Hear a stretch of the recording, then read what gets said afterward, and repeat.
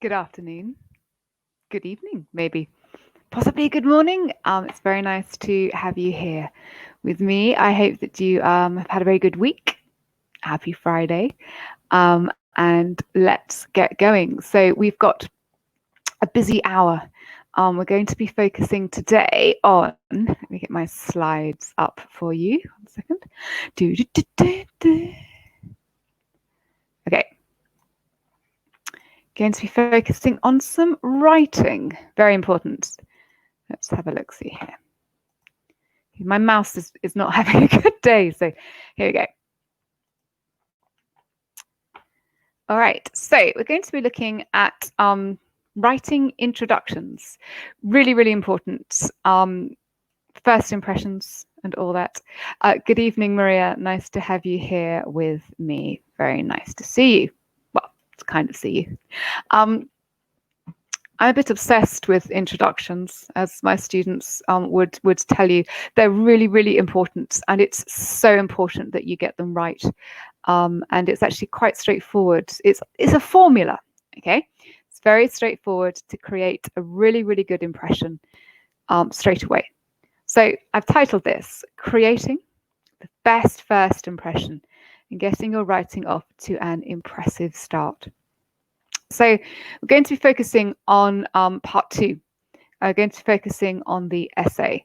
Of course, the way that you present and you introduce both parts of the writing is very important, but this specific session is going to be focused on the essay. We will look a little bit at the different types of essay that you might get asked to write. That will obviously have some connection to the type of introduction that you write as well. So yeah, we've got a lot to get going with. So I am going to move between different documents. So there is a little bit of jumping around, just because there's a lot that I want to show you. Thank you very much, Leah. So yeah, if you feel like you're getting PDFs and documents flying up all the time, it's simply because I want to fit as much as I can into this hour. Okay, so the first thing I want to show you, because obviously a lot of people are going to be watching this, yay! And some people have taken the IELTS exam many times before. Some people, maybe they have very little awareness of it. It doesn't matter. Everyone's in the same situation. Everyone's here to improve their writing skills.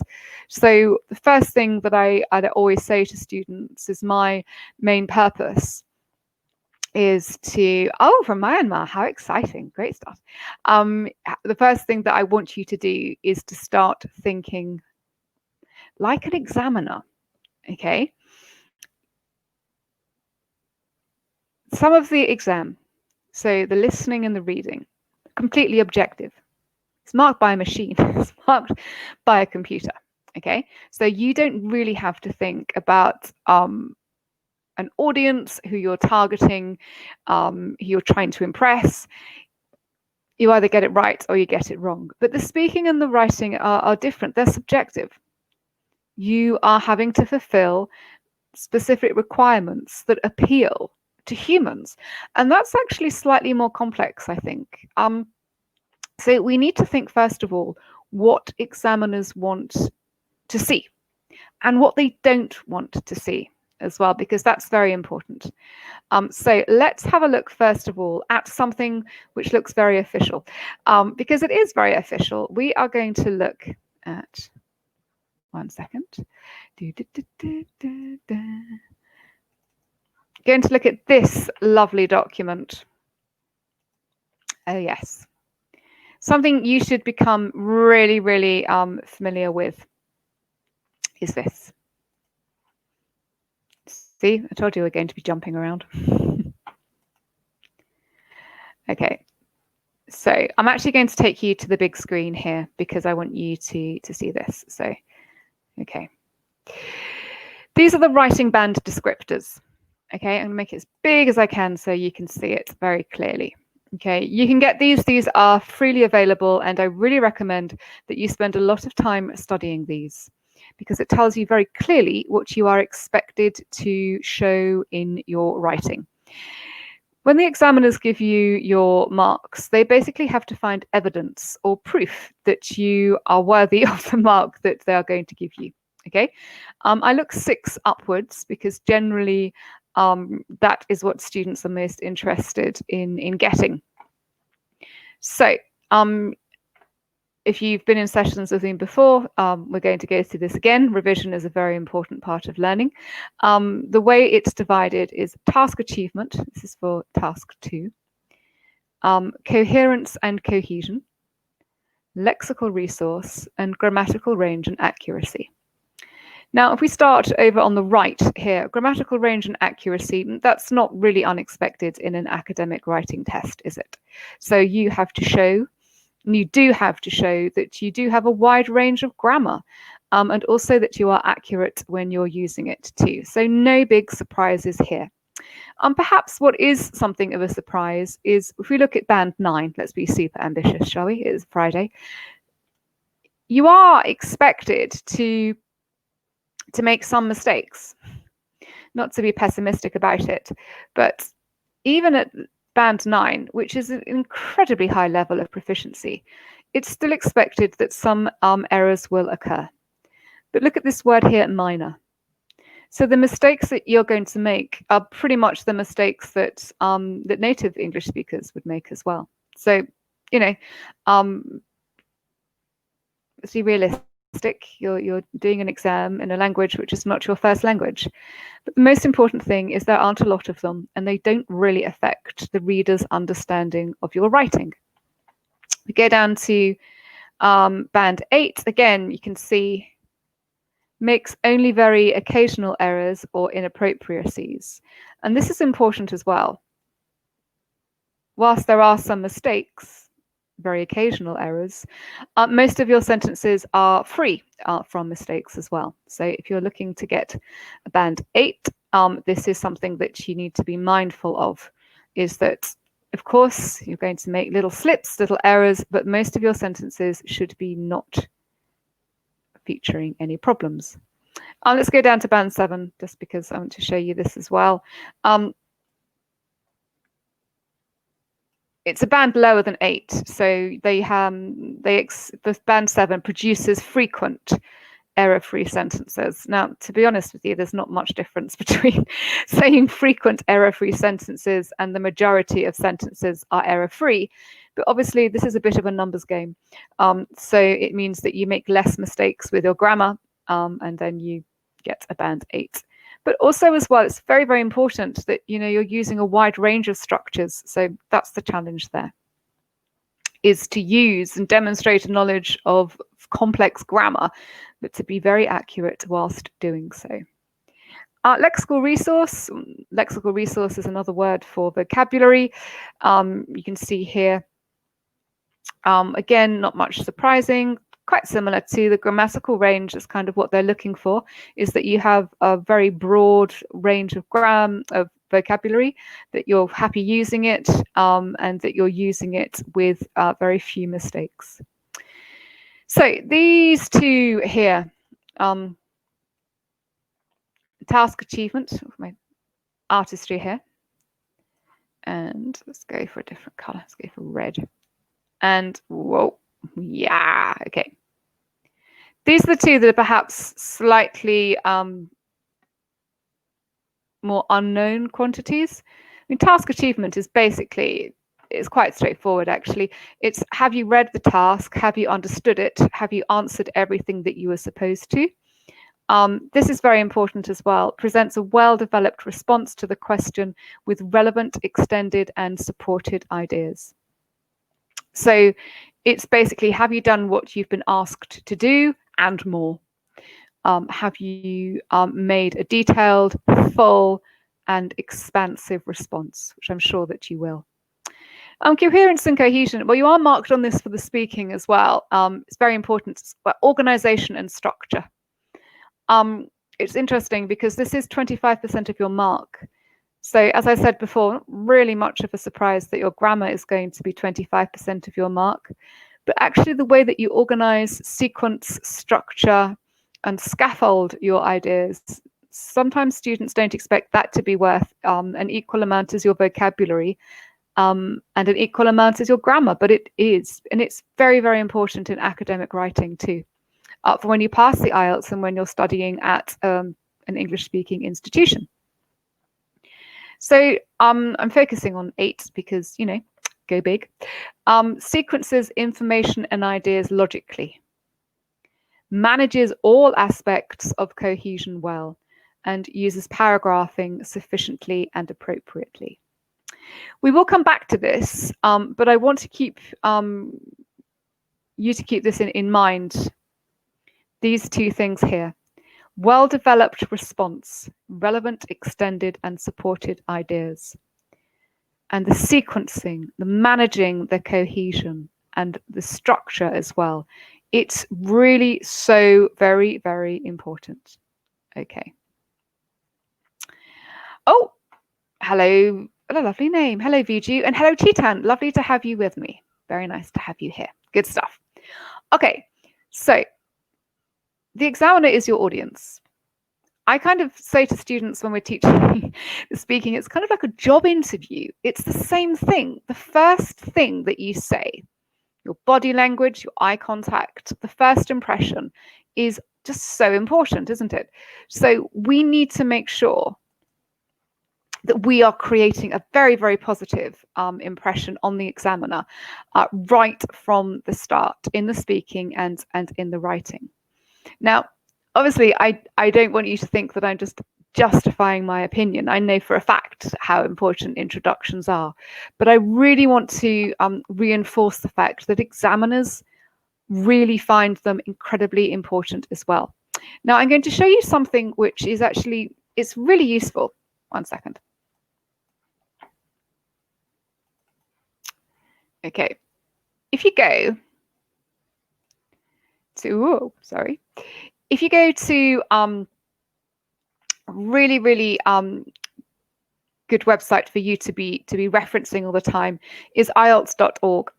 Okay, so this is the official IELTS IELTS website. It's great. I obviously access it as a teacher, but there's no reason at all. Students are very, very welcome to access it too, and it's very, very important that you do. The reason being is that there's just so much really useful information on here. So obviously, I'm not going to spend a large amount of time going through this with you now. But I do really want to focus on something that I think you'll find very useful.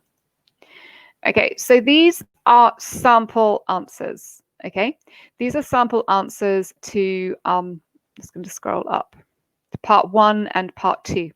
And they have bands, and they are authentic. So they are written by real students in real exam situations. It's really, really good that you see what other people are doing.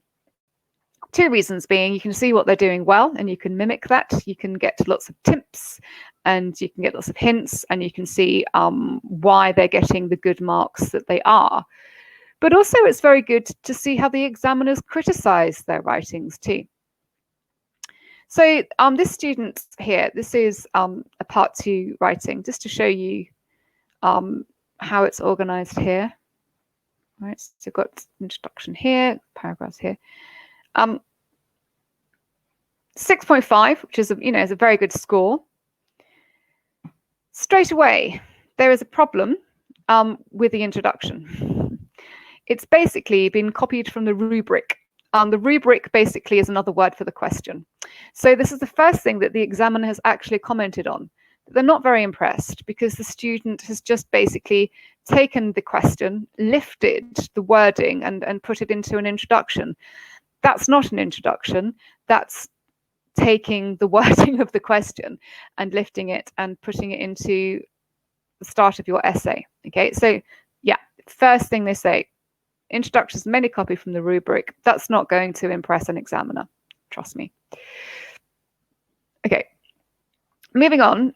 This is an answer to the same question, and again on IELTS.org you will see the questions there. This student has done better. Just having a look through again here, it's all quite well organized, good paragraphing, all looks very functional. They've got a band 8, which is very good. I mean, that's amazing, isn't it? So, of course, for a band 8, unsurprisingly, the feedback is very positive. Topic is very well addressed. But look what I've highlighted in yellow here. The answer can be read with ease due to the sophisticated handling of cohesive devices. Very good. Only the lack of an appropriate introduction and the minor error in the second use of e.g. mars this aspect of the response.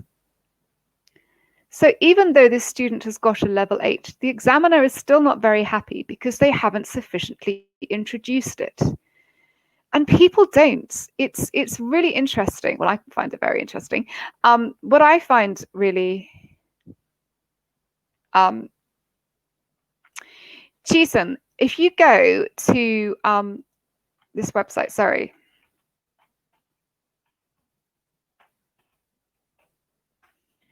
If you go to this website here, they do have all of this is in PDF and it's freely available. So if you go to www.ielts.org, and then if you go to academic writing, all of this information is there and it is in a PDF. So do go and have a look for all of the parts of the exam, not just for the writing, but it really is worth taking a look.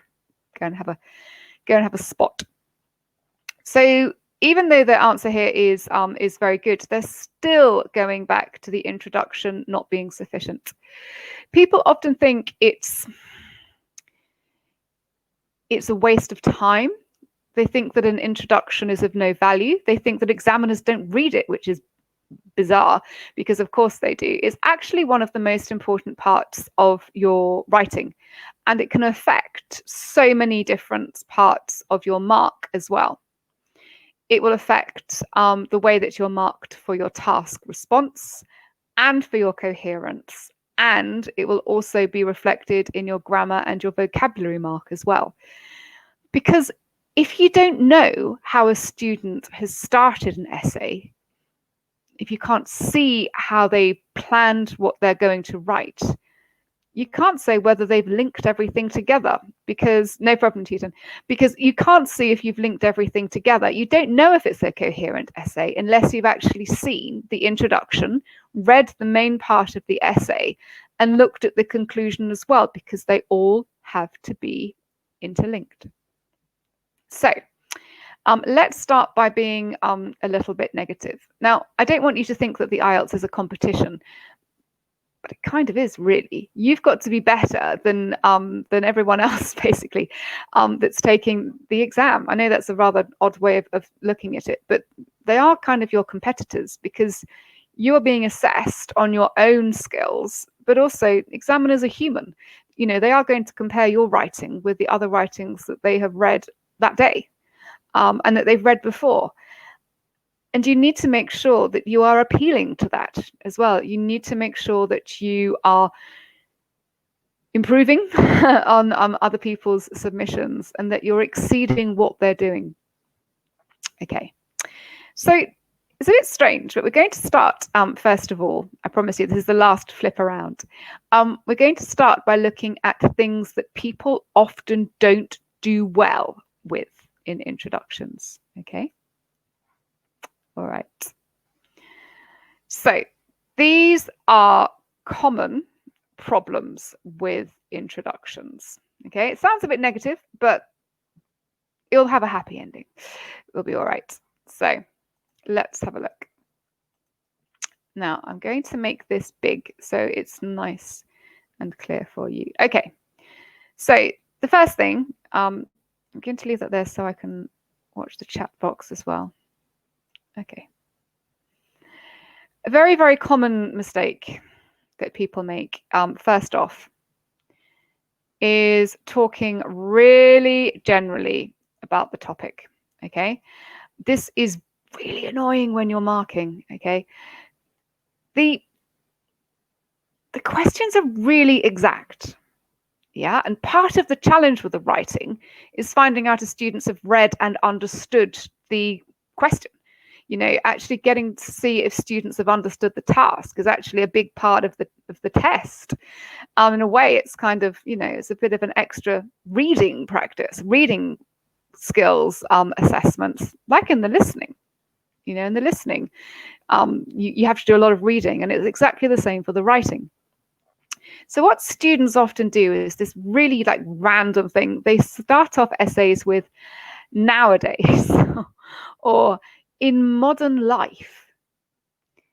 And then they just say something general about the topic. Now, we are going to get to an IELTS question in seconds, and you'll see what I mean by this. It's not enough. If you want to get a 5, go for it. You know, just say something general. But that's not what you're being asked to do. Examiners spend ages setting these questions. So it's the least that you can do is actually read them and respond to the exact question that you've been asked.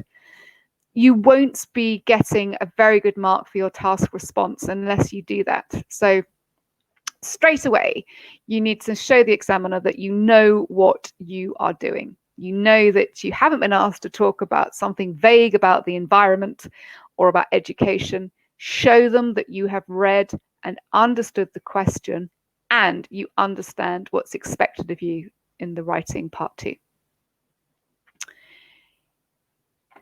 Remember that you are supposed to answer the question, yeah?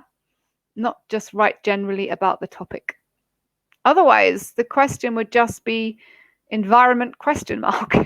And it's not, it's much more specific than that. So, you know, show them you know what you're doing. Okay, now this looks really academic when we say it like this, a thesis statement. Students go, "Ooh, what's that?" Not to put too much pressure on you, it's the most important sentence in the essay. That makes you feel nice and relaxed, I'm sure. It's basically something we're going to look at quite a lot in this lesson. It is very, very important. It is summarizing what you are going to write, and it's basically stating very early on what your belief is about the question that you have been asked. This will be discussed further.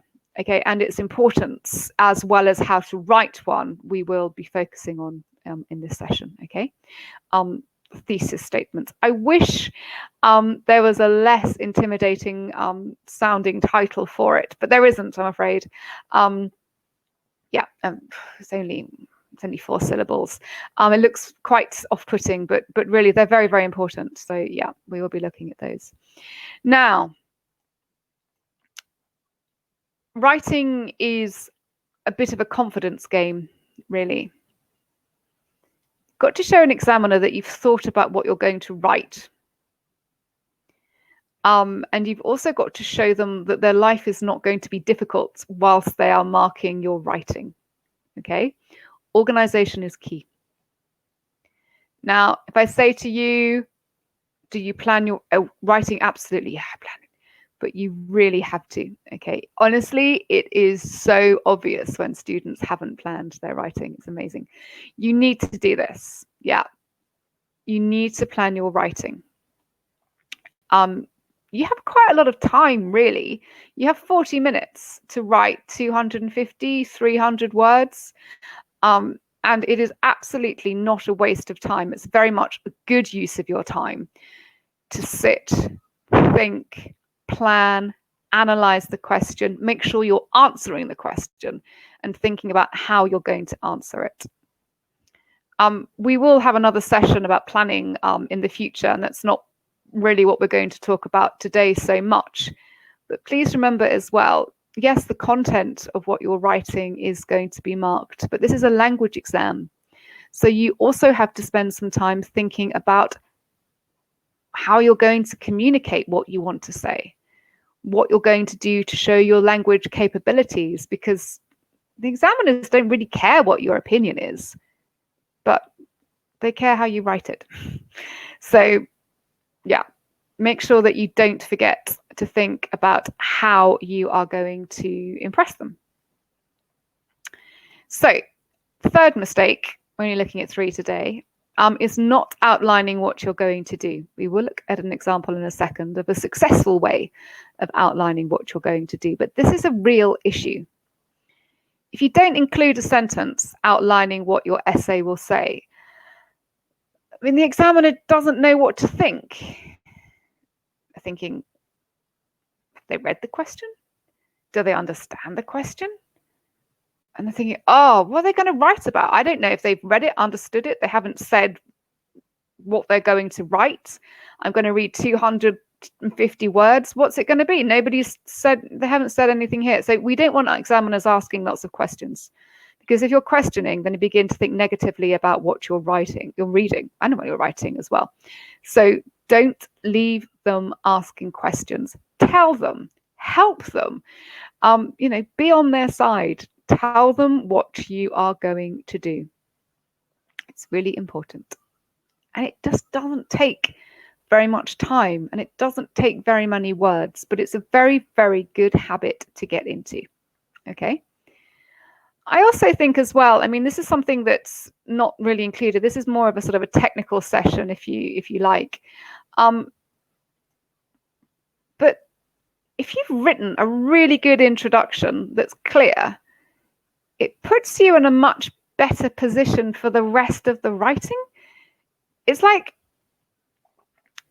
you've seen that you've done something that's really effective, and you've got your writing off to a really good start.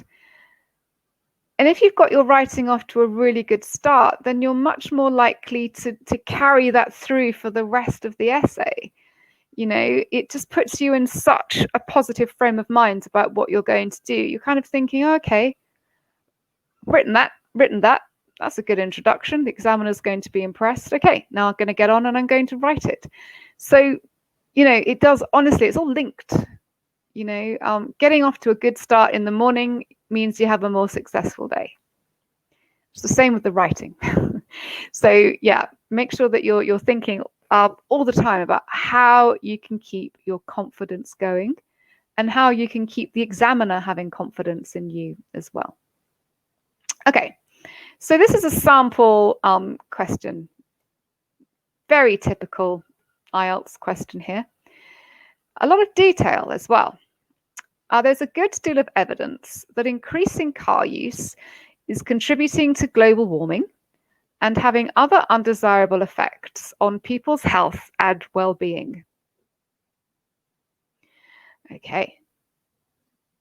To what extent do you agree or disagree with this statement? Okay, I'm just going to give you a little bit of time for you to read that. There's a lot going on there, isn't there?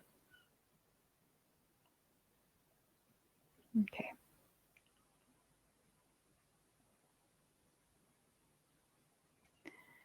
Cool. So there's quite a lot of parts to this as well, isn't there? And that's not unusual. Very usual. Okay. So we have got here 2 different introductions. Okay. Can I make my document big? 1 second. So I want to show you the question and the 2 introductions as well. So there is a good deal of evidence that increasing car use is contributing to global warming and having other undesirable effects on people's health and well-being. To what extent do you agree or disagree with the statement? Okay, so let's have a look at example 1. Well, first off, we can see a word that I'm not particularly happy with: nowadays. Nowadays, cars are a very popular way of getting around.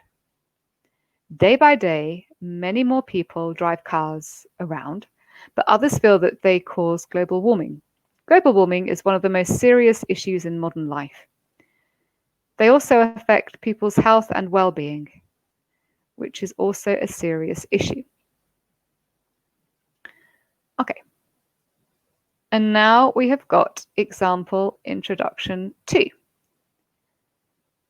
Rising global temperatures and human health and fitness issues are often viewed as being caused by the expanding use of automobiles. This essay agrees that increasing use of motor vehicles is contributing to rising global temperatures and certain health issues. Firstly, this essay will discuss the production of greenhouse gases by vehicles, and secondly, it will discuss other toxic chemicals released by internal combustion engines. Okay, so which of the two introductions will have a more positive impact on the examiner, do you think? Let's make it a bit smaller. What do you think? 1 or 2?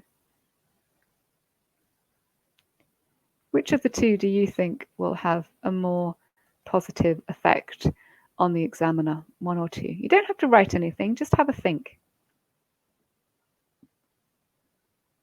I know what I think the right answer is. 2. I agree with you, Mayata. Very good. Yeah. It is better. We are going to look in detail why it's better and how we can replicate it. But I agree. Yeah, good. I think introduction 2 is much better. Let's have a look why. Okay. So this is really, really important, okay?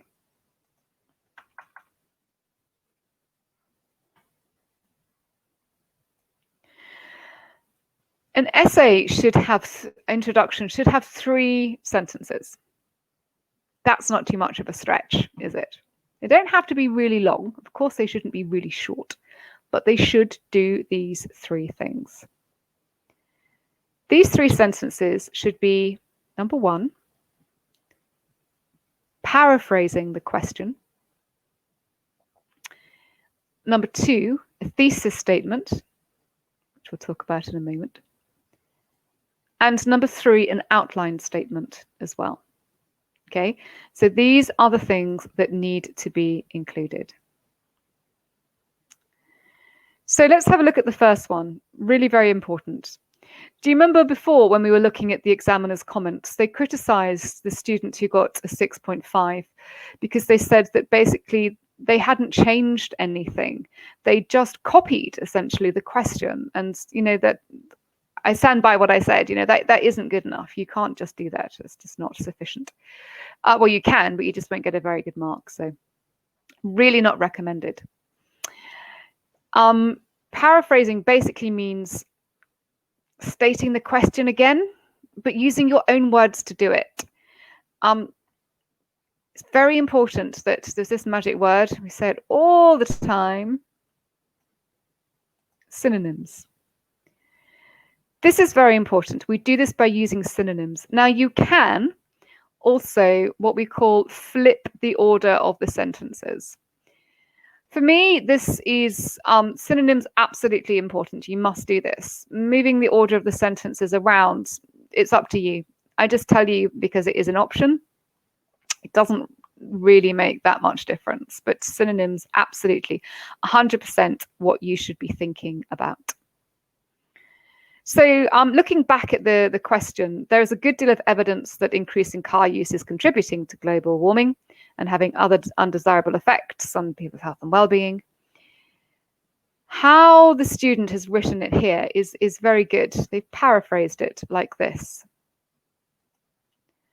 Rising global temperatures and human health and fitness issues are often viewed as being caused by the expanding use of automobiles. Okay, so I'm just going to unpink this.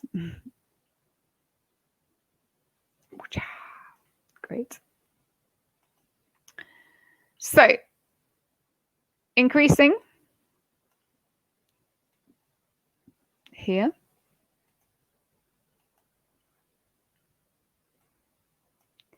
What have they used instead of, I can't get the I, there we go. Increasing, the student has decided to use expanding. The question has car use The student has decided to use of automobiles, global warming, which comes up a lot, doesn't it, in reading, everything actually. They've chosen to use rising global temperatures. And people's health and well-being, human health and fitness. I mean, it's easy when you just have someone like me flashing colored highlights at you, but you can see what they've done here. I mean, this is a textbook example, isn't it? This is a very, very good example here, which is why I'm showing it to you. There are some words, I mean, car use as well. I mean, it's quite difficult to find a synonym for car. Sometimes there just are words that there isn't a synonym for. The word environment, for example, I find it very difficult to think of a synonym for that. Examiners don't mind if you do use the same word sometimes when it is difficult to write anything else. But there are lots of things like expanding and increasing, for example, people and human, global warming and rising. You know, that's not difficult, is it, to find synonyms for? So if there are words that you do have to repeat, such as car or environment, make it up to the examiner, show that you can use synonyms by making synonyms with other words that are key, okay? I mean, they're reasonable people, you know, they know that sometimes there aren't words that you can substitute, but make sure that you do show that you can do that, because they will, honestly, they will be looking out for it. I'm not going to spend too much time on the last part here, because the synonyms are the most important part with the paraphrasing. You can change around the order of the sentence, the first sentence, from the way that it's ordered in the question. Okay, you can do that should you want to. You can see here that car use is in the middle of the question, they've put it at the end. Global warming is in the middle of the question, they've put it at the start. You know, they've just moved the order around.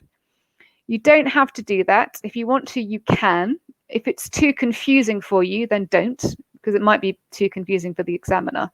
But just remember that synonyms are absolutely vital. You must paraphrase the question, okay? Otherwise, it just looks really not good. Okay. So this was the slightly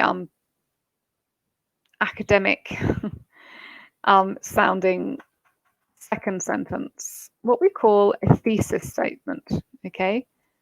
Now, we mentioned this briefly at the start.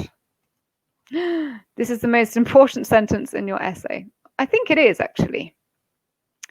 It's your main idea, and it's often described as how you feel about the whole issue in one sentence, okay? What it tells the examiner is that you've understood the question, and this is what we really want to do here. It will lead to a clear and coherent essay. You're thinking, oh, it sounds great. It's very important. It's my whole essay in one sentence. The examiner's going to think that I'm brilliant, and I'm going to have a really clear and coherent essay. You're thinking, great. Now, how do I write it? Oh, well, let's have a look at the thesis statement from the previous example. I'll just highlight it for you here.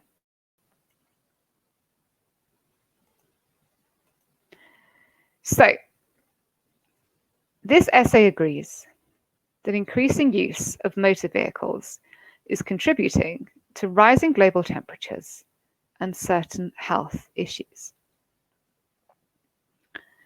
So, this isn't to replace the 250 words that you're going to write, but it's very clear what your belief is.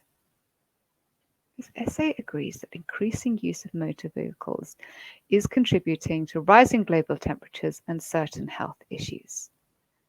This is a really key part to an introduction, isn't it?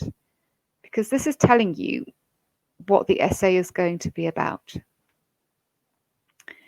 It only needs to be one sentence long, so it's doesn't take much time to do. It takes a bit of time to plan.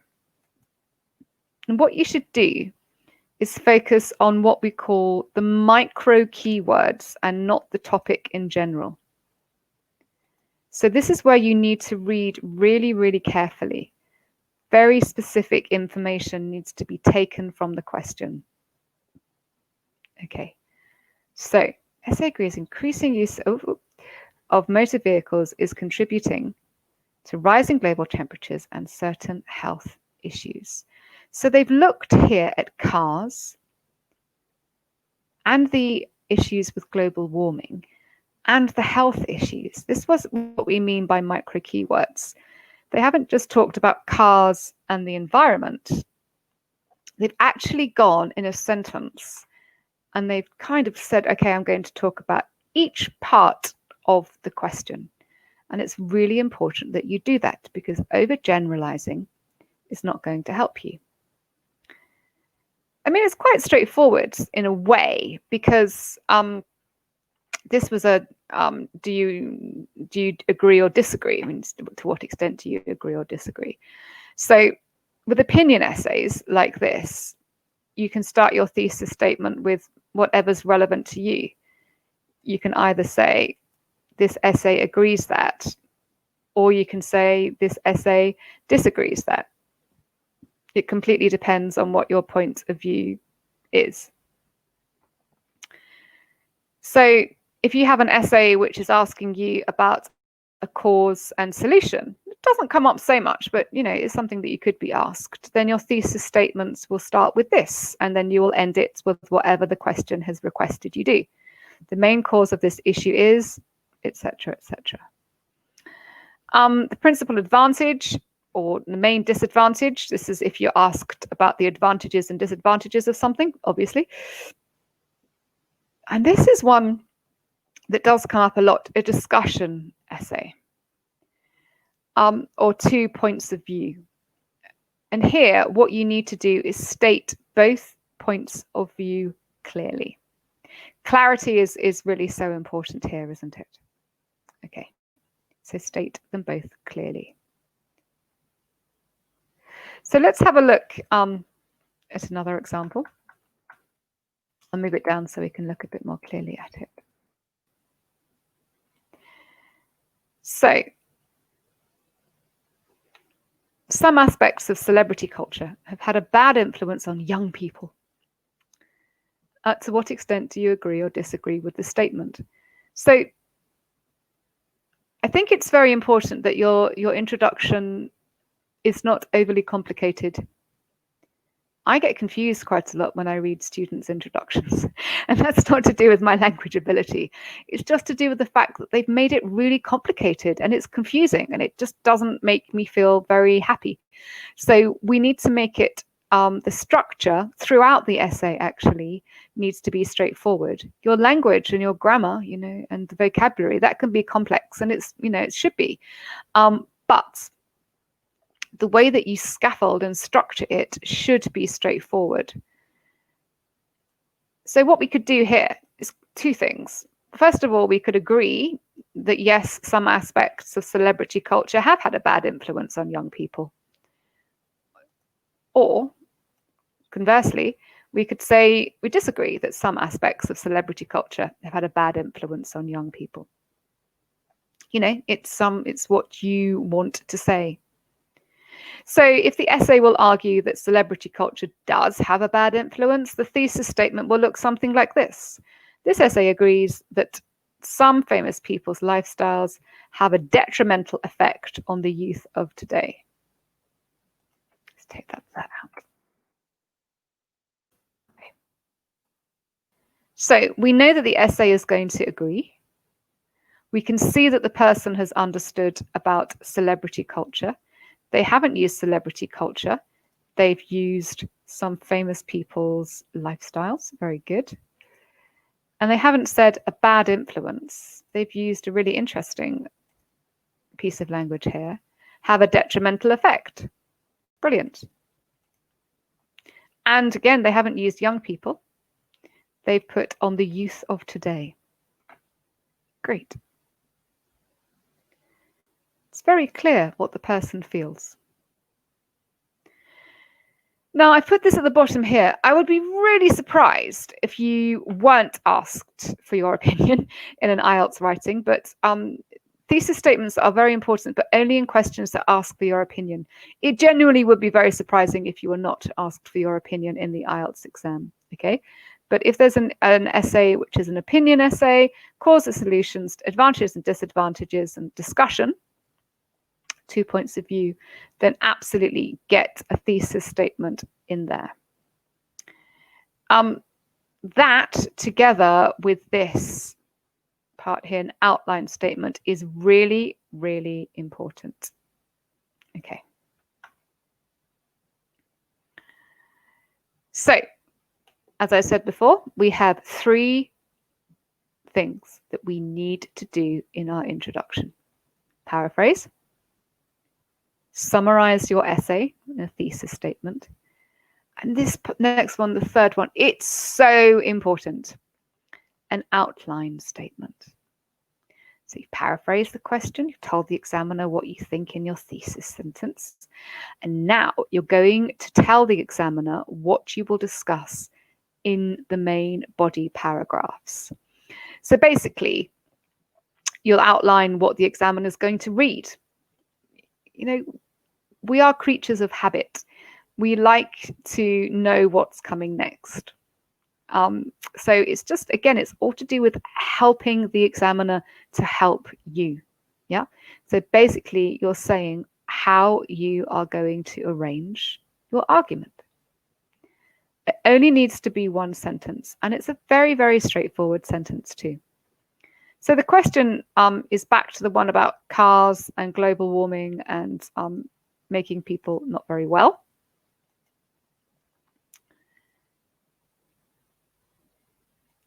This is the outline statement that's been given here. So firstly, this essay will discuss reduction of greenhouse gases by vehicles. And secondly,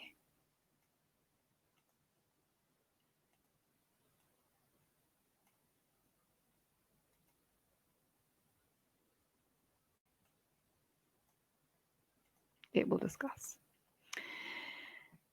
The firstly and the secondly, I'm happy with. Okay, I think they're a really important thing to include because it's signposting.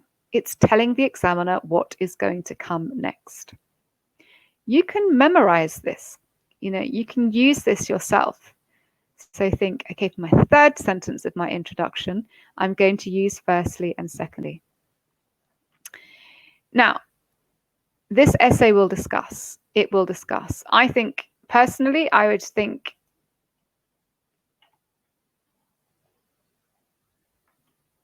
it will. I like this expression here. I like discuss, it's fine. But again, repetition, not great. Discuss and look at other toxic chemicals, combustion engines, okay? So, don't repeat discuss. It looks much better, and it is much better to use a different expression here. Why this is also useful, apart from just making the examiner think that you're brilliant and amazing, is again, it's really getting it clear in your head what you are going to write. Because if you've written it here, you've got to stick to it. So it's assisting you with your planning and your organization for the rest of the essay as well. So firstly and secondly, and you know, it makes you think, right, I really am going to write this now. You should only have, you know this as well, you should only have one idea per paragraph anyway in this essay, and I think it's completely sufficient for a 250-word essay. So you have an introduction, 2 paragraphs, and then you have a conclusion. So, you know, the only 2 things need to be concluded as well. If you did want to write third paragraph, I would use finally. Firstly, secondly, and finally. Again, because the finally is showing the examiner that's the last thing that you're going to be writing about. Okay? Good stuff. Okay. I think it's, I'm just going to come back and we'll have a look at this one in a second. Oop. Un second, un momento. Okay. Okay.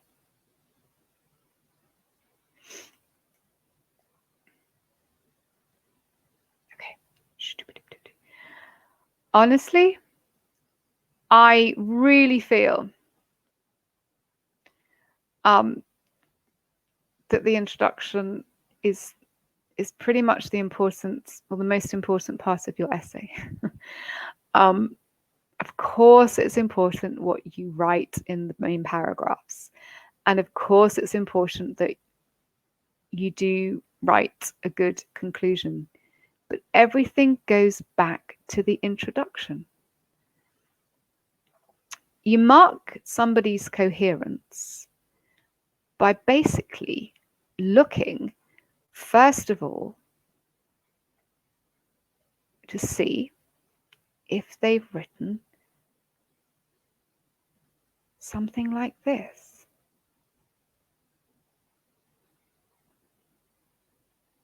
Okay?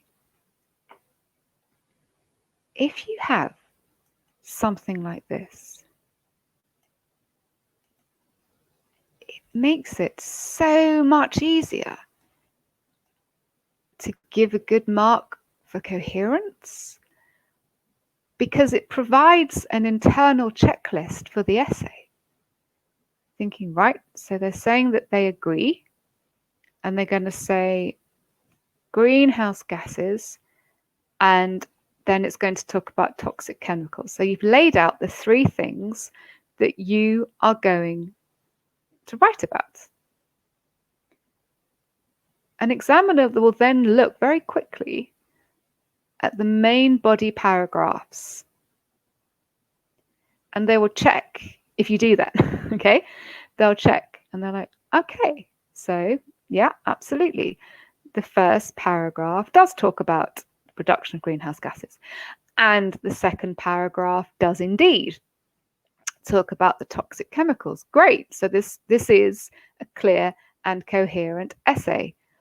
Otherwise, how are you going to prove that you have a coherent essay unless you actually make it coherent? Unless you have an introduction which tells you what you're going to do, and then you do it, and then in the conclusion you reflect on it. How are they going to mark it? I mean, okay, they might think, oh, they've used some good linking words. You might think, oh, they've used because and so and therefore. Linking words are important, of course, but that's not the whole thing. Yeah, it's an overall mark for how well everything kind of slots together. And the conclusion as well. The conclusion has to mirror your introduction. What a lot of students do in a conclusion is just write some just new information. Like, what's that?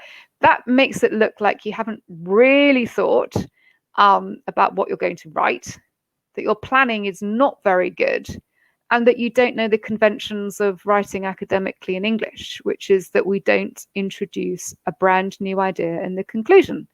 The conclusion is a summary of what's been written before, and maybe a recommendation based on what you've written before. But the conclusion has to be the best friend of the introduction, because otherwise the essay makes no sense. So, to get everything to piece together, to slot together, to be coherent, to be one entire essay, you do have to state at the start what's going to be happening. Then it has to happen. And then you need to reflect in the conclusion on what's happened as well. Okay. Trust me, I spend age. I can't even think. It would make me quite scared, actually, if I thought how much time I spend. Introduction, thesis statement, right? Does it match the paragraph, conclusion, introduction? It's like a system of arrows. Introduction, paragraph, conclusion, whoop, introduction. That's how it's done. And it should be like some kind of circle, if you think about it. It should all be connected well. The issue is too, we were looking before at that band 8 writing. You kind of don't forget when students or a student hasn't written a very good introduction. You're like, oh yeah, well, they've made some really good points and the conclusion's great. They've given really good supporting evidence and examples, but it kind of makes it worse. Then you're thinking, well, why didn't they write a very good introduction? Do they not know how to write an introduction? Or do they not know how important they are in academic English? You don't know. The main thing is that you can't leave an examiner asking questions, because if you're doubting something, it's like, I know I keep going back to it, it's like a job interview. If you're interviewing somebody and you've got questions about them, you're going to think maybe they're not right for the job. If an examiner wants to give you a 7, 7.5 or 8, but they've got questions like, does this person not know how to write an introduction? It's only 3 things. And there's no excuse not to. I mean, it's very clear in the marking criteria that coherence is important, that paraphrasing is important, synonyms are important. This is not rocket science, guys. It's a 3-part introduction. Paraphrase, thesis statements, and you outline. That's all you need to do. You need to do it well, but that's all that you need to do. Okay? So let's just have a quick look. One last thing here. I like to show you as many examples as I can. Go through all my color coding. Okay. My fingers aren't moving. Okay. Okay. Just a last one here, just to show you. It's the final example. Learning to manage money is one of the key aspects to adult life. It's true. How, in your view, can individuals best learn to manage their money? One of the keys to adulthood is appreciating how to budget your finances. Good paraphrasing. Good. No repetition. Clear they've understood the question, and also they've got good vocabulary. Lexical resource. Very good. It's clear. I really like this. I'm just going to highlight this as well. It is clear that this is one of my really favorite expressions. Okay. It is clear that the best way someone can learn this is by managing money during childhood. Firstly, the essay will discuss the importance of parental involvement during childhood. And secondly, the essay will look at the importance of having a part-time job during childhood. Okay. Paraphrasing, done. It is clear that the best way someone can learn this is by managing money during childhood. Boom. I know exactly what the student is thinking here. And have they told me how they're going to articulate this? Indeed, they have. Firstly, discuss the importance of parents and their involvement. Yes. Secondly, look at the importance of having a part-time job. Brilliant. Now, when I'm marking that, I feel secure. I feel that my life's going to be probably quite easy, because I'm obviously reading a piece of work where students know what they're doing. They're in control. They've thought about it. They've planned. Somebody like me is sat with a headset on telling them how to write it. Brilliant. They know what the conventions of academic writing are. They've understood them and they've executed them. So go on, make your IELTS examiner happy. They have a hard time. Said it before, said it again.